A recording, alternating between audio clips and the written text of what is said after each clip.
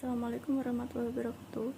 Kami dari kelompok 12 akan mempresentasikan materi sesi 15 dengan topik training MSDM strategi dan perilaku organisasional dengan anggota 1. Muhammad Biharudin Nu'afal NIM 2018-11603. 2. Misbahul Surur NIM 2019-11128. 3. Laili Amaliatul Sholihah NIM 2019-11280.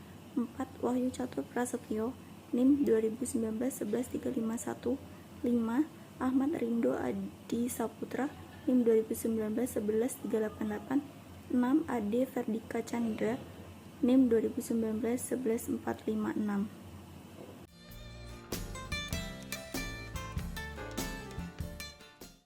Assalamualaikum warahmatullahi wabarakatuh. Saya Wahyu Catur Prasetyo NIM 2019-11351.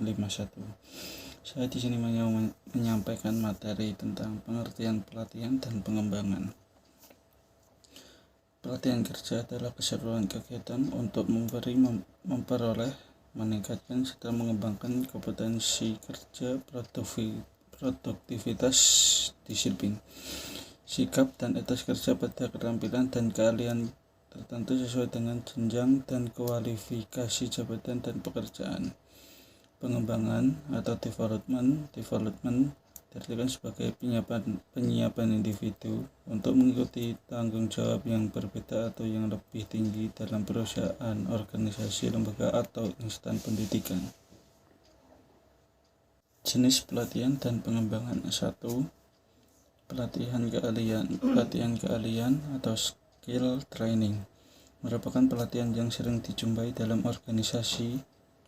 Program pelatihan relatif sederhana, kebutuhan atau kekurangan diidentifikasi melalui penilaian yang jeli. Kriteria penilaian efektivitas pelatihan juga berdasarkan pada sasaran yang diidentifikasi dalam tahap penilaian.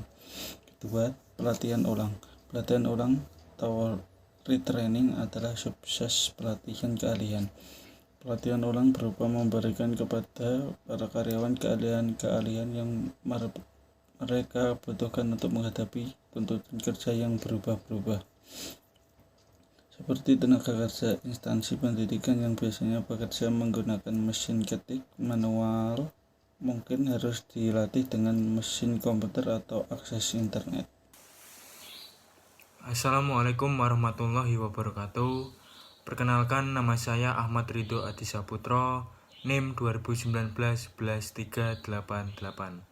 Saya di sini akan melanjutkan presentasi dari rekan kami. Training.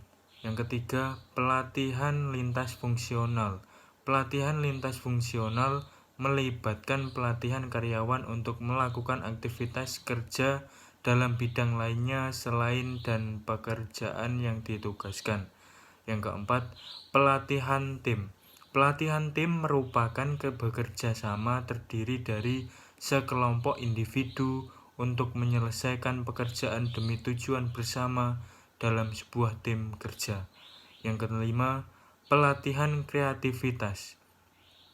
Pelatihan kreativitas berlandaskan pada asumsi bahwa kreativitas dapat dipelajari. Maksudnya, tenaga kerja diberikan peluang untuk mengeluarkan gagasan sebebas mungkin yang berdasar pada penilaian rasional dan biaya dan kelainan.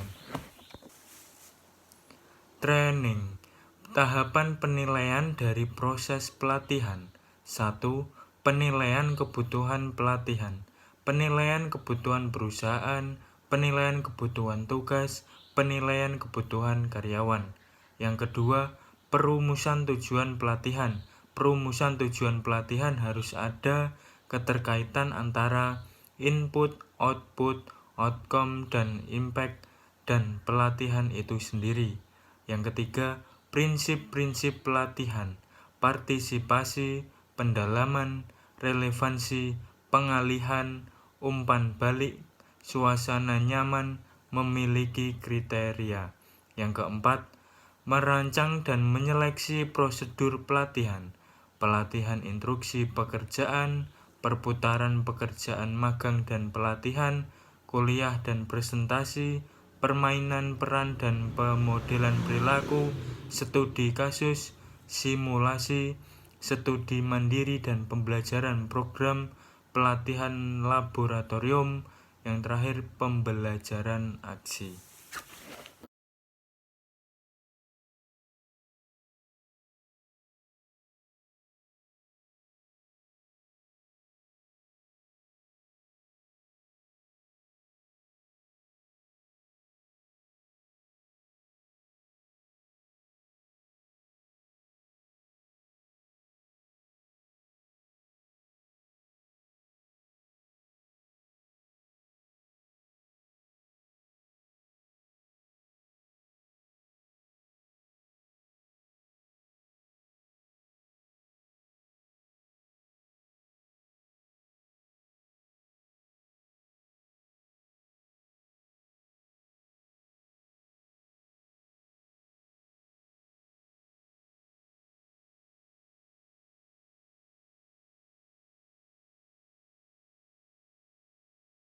Manajemen strategi merupakan proses dan pendekatan untuk mengatasi tantangan-tantangan kompetitif yang dihadapi suatu organisasi. Hal tersebut dapat dianggap sebagai pengolahan pola atau rencana yang menyatu padukan sasaran, kebijakan, dan tindakan utama organisasi secara berurutan sehingga menjadi suatu kesatuan secara keseluruhan.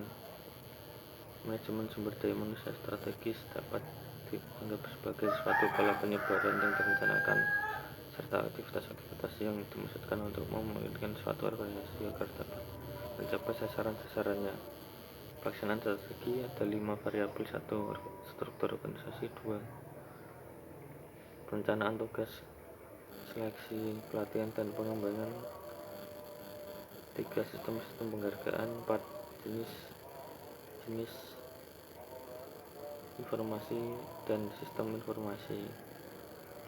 Assalamualaikum warahmatullahi wabarakatuh. Perkenalkan, nama saya Muhammad Diharudin Naufal, NIM 2018-11-603. Di sini saya akan melanjutkan presentasi dari kelompok 12, yaitu MSDM strategi, yaitu mulai dari fungsi MSDM strategi.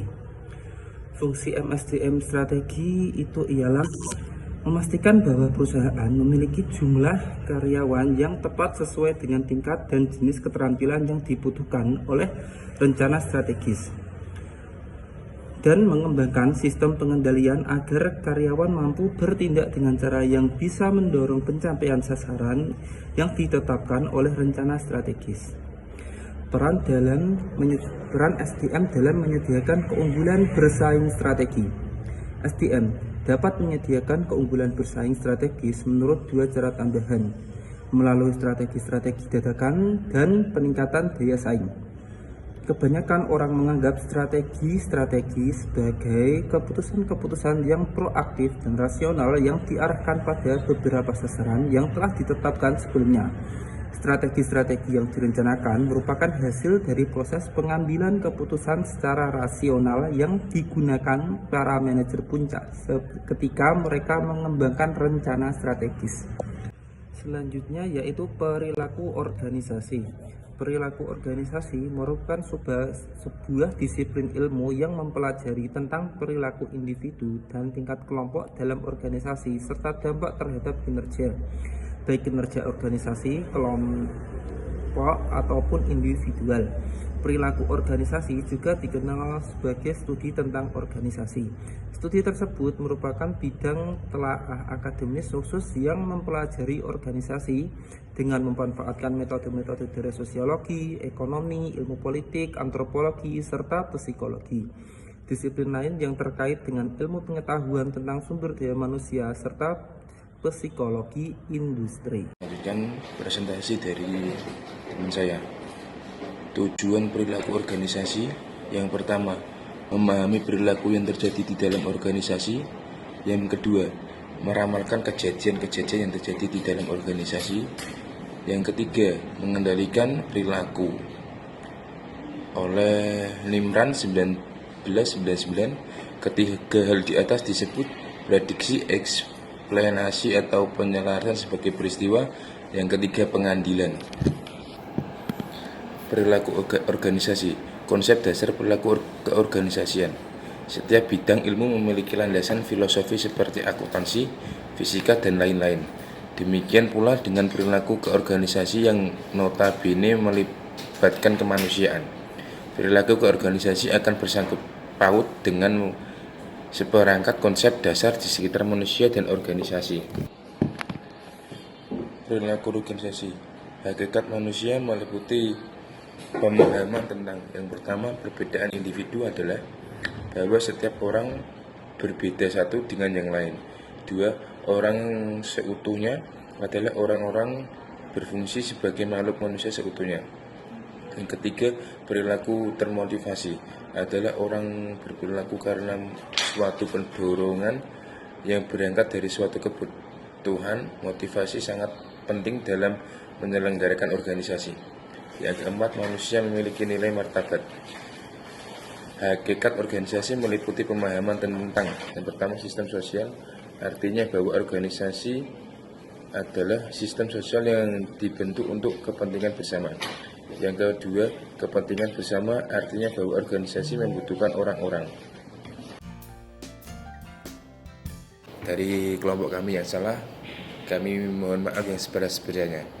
Terima kasih. Assalamualaikum warahmatullahi wabarakatuh.